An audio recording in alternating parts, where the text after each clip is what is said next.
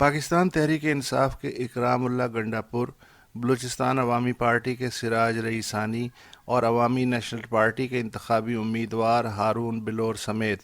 پچھلے 2 ہفتے میں کم از کم 178 افراد انتخابی مہم کو درپیش دہشت گردی کا لقمہ بن چکے ہیں۔ چاروں صوبوں میں کئی امیدواروں یا ان کے قافلوں پہ فائرنگ کی وارداتیں الگ ہیں۔ کچھ امیدواروں کو حریف جماعتوں کی جانب سے سنگین خطرات کا بھی سامنا ہے، جیسے کراچی میں قومی اسمبلی کے ایک آزاد امیدوار جبران ناصر اور ان کے حامی مذہبی جماعتوں کے حمایتیوں کی طرف سے پتھراؤ، اشتعال انگیزی، گھیراؤ اور فتووں کی زد میں ہیں، اور صورتحال اس نہج پہ ہے کہ کسی بھی وقت کوئی بری خبر آ سکتی ہے۔ شدت پسندی کے مرتکب افراد پہ نگاہ رکھنے والی شیڈیول 4 کی فہرست پہ نظر ثانی کے سبب کالعدم شدت پسند تنظیموں کی قیادت و کارکنان مختلف پلیٹ فارمز استعمال کر کے انتخابی مہم میں نہ صرف حصہ لے رہے ہیں بلکہ خود کو ملک گیر وفاق پرست کہلانے والی جماعتوں کے امیدوار بھی جہاں جہاں ضرورت پڑ رہی ہے ان شدت پسند اور کالعدم تنظیموں سے سیٹ ایڈجسٹمنٹ کر رہے ہیں، ان کی حمایت کے سرٹیفکیٹ لے رہے ہیں اور ضرورت پڑے تو خود بھی مذہبی اشتعال پھیلانے والے ٹکڑے اپنی تقاریر میں استعمال کر رہے ہیں، صرف اس لیے کہ ووٹ چاہیے، بھلے وہ بنیادی سہولتوں کی فراہمی کے وعدے پہ ملے یا کسی کو کافر قرار دے کے ہاتھ آئے یا اقلیتوں پہ تیر برسا کے اکثریت کی ہمدردیاں سمیٹنے کی شکل میں دستیاب ہو یا ابلیس سے ہاتھ ملا کے مل جائے، بس ووٹ مل جائے۔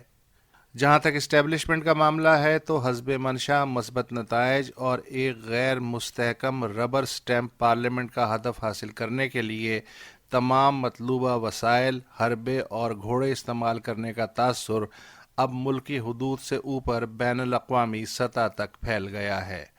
اس کے پیچھے سوچ یہی ہے کہ ملک کا طویل المیعاد سیاسی، علاقائی، بین الاقوامی اور اقتصادی مفاد تو کل بھی دیکھا جا سکتا ہے،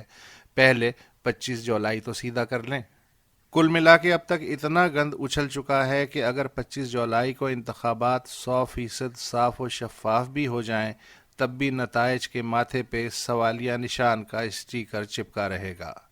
مگر اس سے بھی خطرناک پہلو یہ ہے کہ عدلیہ کے فیصلوں پہ بھی سوالیہ نشانات گہرے ہوتے جا رہے ہیں اور خود جج الزامات لگانے پہ اتر آئے ہیں۔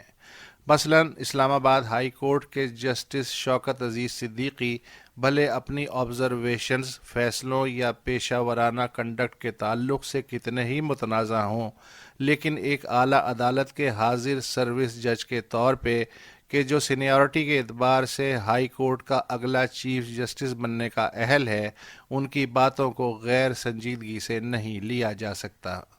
اگر جسٹس صدیقی کی جانب سے کسی کو عمر قید یا سزائے موت دینے کے فیصلے کو قبول کیا جا سکتا ہے تو پھر ان کے اس الزام پہ بھی کان دھرنے کی ضرورت ہے کہ اعلیٰ عدلیہ اس وقت انٹیلیجنس ایجنسیوں کے نرغے میں ہے۔ یہ اتنا سنگین الزام ہے جس کی تحقیقات کے لیے فوراً ایک آزاد و خود مختار عدالتی کمیشن کے قیام اور اس کی سفارشات پہ مکمل عمل درآمد کی ضرورت ہے۔ جتنی دیر ہوتی جائے گی سوالیہ نشان اتنے ہی بڑھتے جائیں گے۔ اس مجوزہ کمیشن کا دائرہ کار محض یہ نہیں ہونا چاہیے کہ ایک حاضر سروس جج نے ضابطۂ کار یا ضابطۂ اخلاق کی خلاف ورزی کی ہے لہٰذا اس کے خلاف تادیبی کارروائی ہونی چاہیے کہ نہیں، بلکہ کمیشن کے مینڈیٹ میں یہ بھی شامل ہونا چاہیے کہ مذکورہ جج نے جو الزامات لگائے ہیں